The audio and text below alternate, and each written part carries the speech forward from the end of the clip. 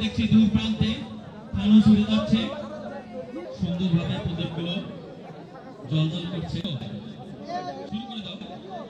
দীপাবলি মূলত আয়োজন করা হয় অন্ধকার দূর করার জন্য।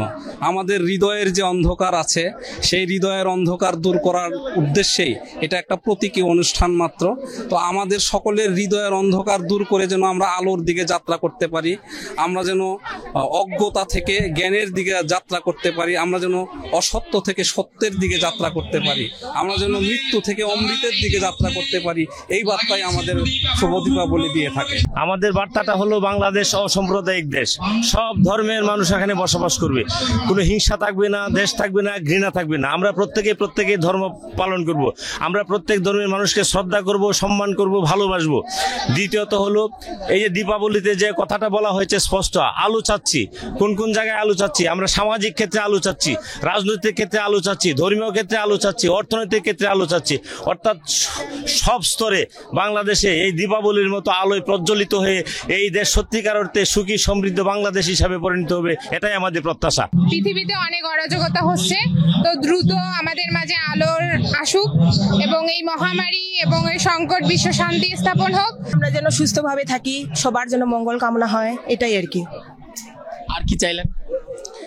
আর কি বলবো, এটাই চাইছি যে সবাই যেন ভালো থাকে, সুস্থ থাকে, তারপর মা যেন সবাইকে আশীর্বাদ করে, এটুকুই আর কি। এখানে এসে আমি প্রার্থনা করছি সকলে যেন মঙ্গল হয়, আর আধার যেন অন্ধকার সকলের জীবন থেকে দূর হয়, অশুভ শক্তির নাশ হোক, এই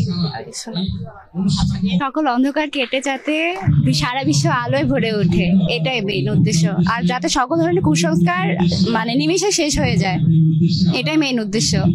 এখানে আমরা প্রার্থনা করতেছি যাতে আমাদের অন্ধকার দূর করে আলোকিত করে, সামনের দিনগুলো যাতে আরো ভালো হয়, এটাই আমাদের প্রার্থনা সবার।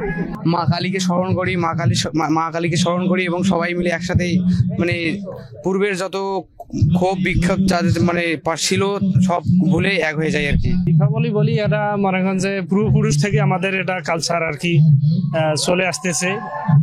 এই দিনে আমরা প্রদীপ প্রজ্বলন করে থাকি আর কি, এই জন্য আলোর পথে আসার জন্য। প্রত্যেকটি ধর্মেরই আমরা যেটা দেখি যে প্রত্যেকটি ধর্ম সবাইকে সঠিক সরল পথে এবং ন্যায়ের পথে থাকার শিক্ষা প্রদান করে। এখানে এই দীপাবলির মাধ্যমে একটু আগে আমরা সভাপতি মহোদয়ের বক্তব্য শুনলাম যে এখানে এই দীপাবলির আগুন জ্বালানোর মাধ্যমে পোকামাকড় দূর করা হয় এবং ফসলের ক্ষতি থেকে রক্ষা করার জন্য এই প্রচলনটা হয়েছে এবং তখন থেকে এই দীপাবলির প্রচলন আছে। আমরা মনে করি যে এই যারা হিন্দু ধর্মাবলম্বী তাদের এটি একটি অন্যতম উৎসব, তাদের উৎসব সফল হোক সেই কামনা করছি।